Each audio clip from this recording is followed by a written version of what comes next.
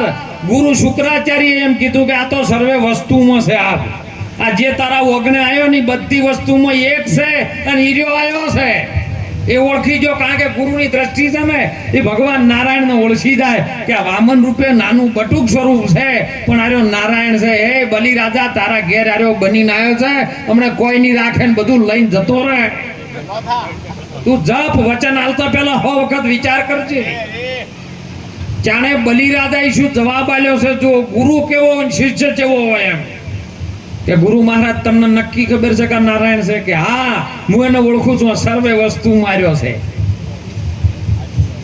કે નક્કી કે હા નક્કી તો કે મારા ઓગણે તો પરમાત્મા ભીખ માંગવાયનું ભોર્યોનું હું ના લો મારું ક્ષત્રિય પણ લાગે મારો ધર્મ લદવાય છે મારો ભગવાન નારાયણ કદાચ મારા ઘેર આવે અને મારી પાસે માગણી કરે અને હું ક્ષત્રિય છું આ ધરતીનો માલિક છું અને કદાચ ના લઉં તો મારો પોતાનો ધર્મ છે લદવાય છે તો કે રહેવા દે ને કે ગુરુ વાતથી તમે મારા ગુરુ નહીં બોલો પરમાત્માને જેનો ભેટો આપણે કરવો છે એને મળવા માટે જો તમારો ગુરુ મહારાજ રોકતો હોય ને તો હું કહે પ્રતિજ્ઞા તોડી નાખવાની કોઈ ચિંતા નહીં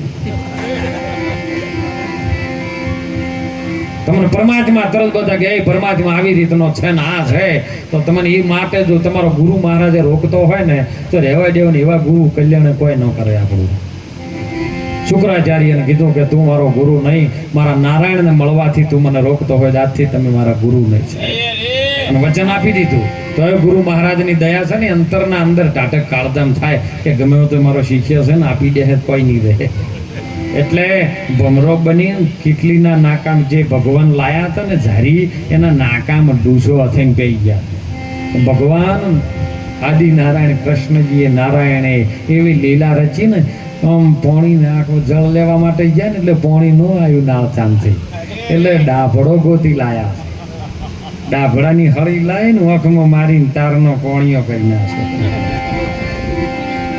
એક વખત જ ભાવે નાળચા માડા છે અને ડાભડાની ભૂવા મારી તારનો ડાભડો તમારી હંગાથી જે છે ને એ પૂજામાં આવે ડાભડો તમે અગ્નિદાન કરો તો લઈ જવો પડે હવન કરો તો લઈ જવો પડે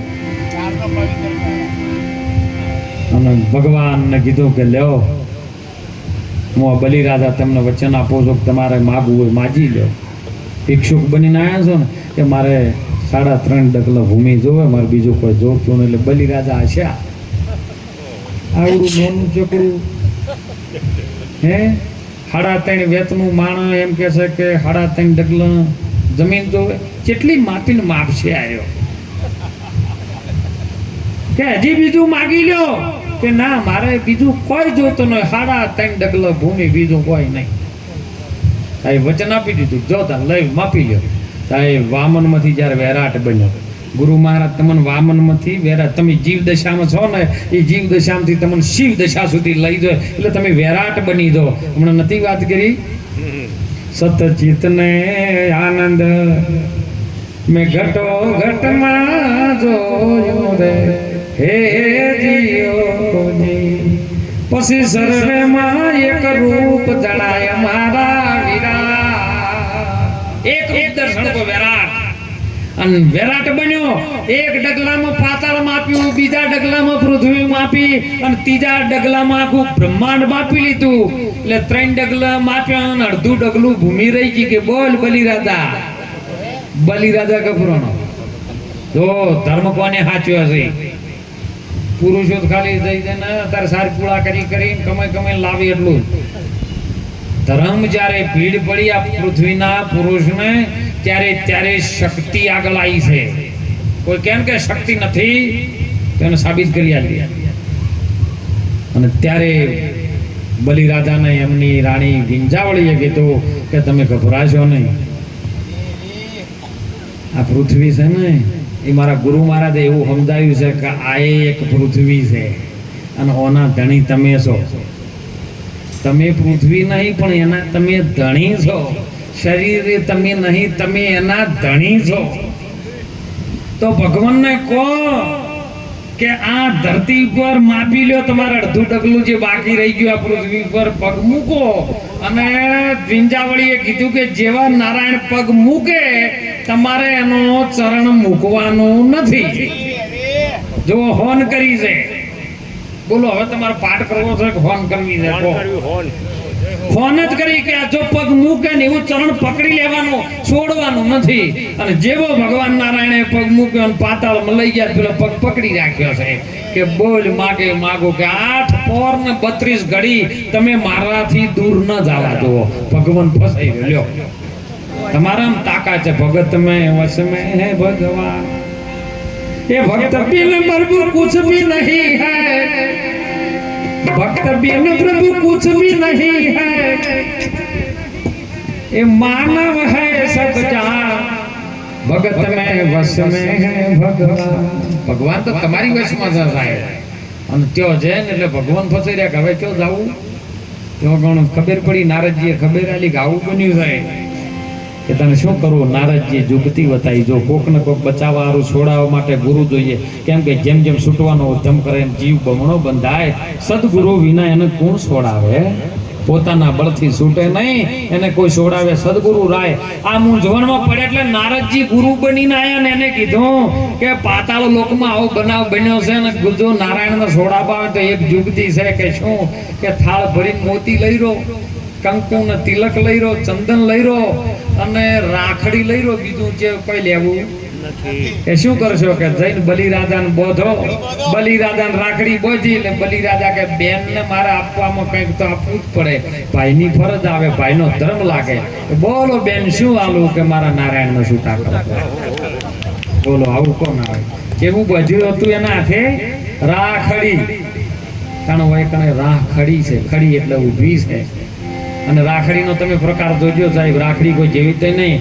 એ વખત એની બોધી બીજા યુગમાં કુંતા માતાએ બોધી, પણ કુંતા માતાએ બોધી ને ભીમન્યુના જે ધનુષ બોણે જે ભગવાન લીલી મોગ થઈને આઈને ઉંદરડ બનીને કાપી નાખી, ત્યારથી માનવ વિશ્વ હટી ગયો. બેનોય લીધું હજી લાવણ જે આવે રોકડી. એ તો રક્ષા બોધતો તો સાહેબ. માં કુંતાએ રાખડી બોધી ને કોઈ બ્રહ્માંડ ની અંદર કોઈની તાકાત નથી કે રાખડી તોડી શકે સાહેબ. એવી રાખડી. રાખડીનું તમે મૂળ જોજો, રાખડી ક્યાંથી પ્રગટ થઈ. અરે તમે બીજ ધરતીમાં વાવો ને, જોજો નક્કી રાખજો, બરાબર લક્ષ પકડજો. તમે બીજ નાખો એટલે સીધું એનું પેલું મૂળિયું બને. મહારાજ મૂળિયું બને ને એટલે સીધા 2 પોદડાના 2 મૂળ બહાર આવે. 2 પોદડાના 2 શેડાને વચ્ચે મૂળિયું. મૂળિયું રાખડી જેવું વચ્ચે છે અને 2 પોદડાના શેડા છે. ઓમાં તમારું બધું સર્જન છે. બીજે જો ભૂમિ ગોતવા તો નહીં મળે. રાખડીના 2 પ્રકાર છે. વચ્ચે ફૂમતું આવતું. અત્યારે તો હવે મોટી મોટી વીઆઈપીઓ જેટલી આવે છે, પણ પહેલા ફૂમતું આવતું નાનું ચોકડું, અને 2 બાજુ શેડા આવે. એ 2 શેડા એ 2 મૂળના છે, ઓહમ સોમ શ્વાસના છે. પણ મૂળ ઘરમાં જે રાખડી છે ને એને જગાડો તો મેળ આવે એવો છે. અને એટલે સંતોએ કીધું કે ખૂબ જાગવાની વાત છે. જાગી જાય નર અભરપદ પામ્યા, હું ગેલે જન્મ ઘુમાયા. કહે કબીર સુનો જેને મનને જાણ્યું, જુઓ અગમ સંદેશા લાયા. આ નગરમાં રમતા જોગી આયા. રમતો આવ્યો છે હો. જો આગા પાછો થાય એવો નહીં. જો રમે એટલી ઘડા મજા કરી લ્યો, ઉઘરા બોધવા એમ બોધી લ્યો. રમે છે એટલી ઘડા. અને જો રમવાનું બંધ કર્યું તો ઘરવાળા કે કાઢો કાઢો, ઉતવાળ કરો ફટાફટ. પણ સાહેબ આધ્યાત્મિક સિદ્ધાંત કોઈને ઉતરે ન ઉતરે, પણ ખૂબ લક્ષ્ય રાખજો. જરૂર છે વાની, જરૂર આરી છે. અને આરી વાત તો જીવનમાં જાણી દો ને તો આવનાર પેઢીની અંદર કંઈક નવું સુખ મળશે સાહેબ. અત્યારની યુવા પેઢીને ખાસ વિનંતી કરું છું, હાથ જોડીને,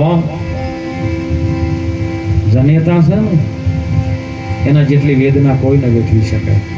આપણો ભારતનો સંત સ્વામી વિવેકાનંદ જ્યારે શિકાગોની અંદર ગયો ને અને ત્યાંથી બહાર નીકળ્યા ને એટલે કોકને પૂછ્યું, પ્રભુ આટલું બધું તમે ગ્રેજ્યુએટ ભાષણ કર્યું, આ સત્સંગ આવું કર્યો, તો તમે દર વખતે માનું આગળ ભારતની ભૂમિની અંદર માનું પૂજન કેમ કરો છો? ભારતને માં કેમ કહો છો? બધાય દેશ છે તો ભારતને માં કેમ કહો છો? માને કેમ આટલું બધું વિરોધ આલો છો? એટલે સ્વામી વિવેકાનંદને એમ થયું કે અને આરી વાત સમજાવી નથી. હું શબ્દથી વાત કરું તો અને પત્તો ગળે લાગે એવો નથી, પણ લાય એક દિવસ અહીંયા રોકાઈનો નિરીક્ષણ કરીને પ્રેક્ટિકલ કરીને બતાવો. એટલે 1 કિલોની ઈટ એને આપી. 1 કિલોની ઈટ કીધી કે લે આ પેટે અત્યારે બોધી દે ને કાલેનો જવાબ હું તને આપી દઈશ.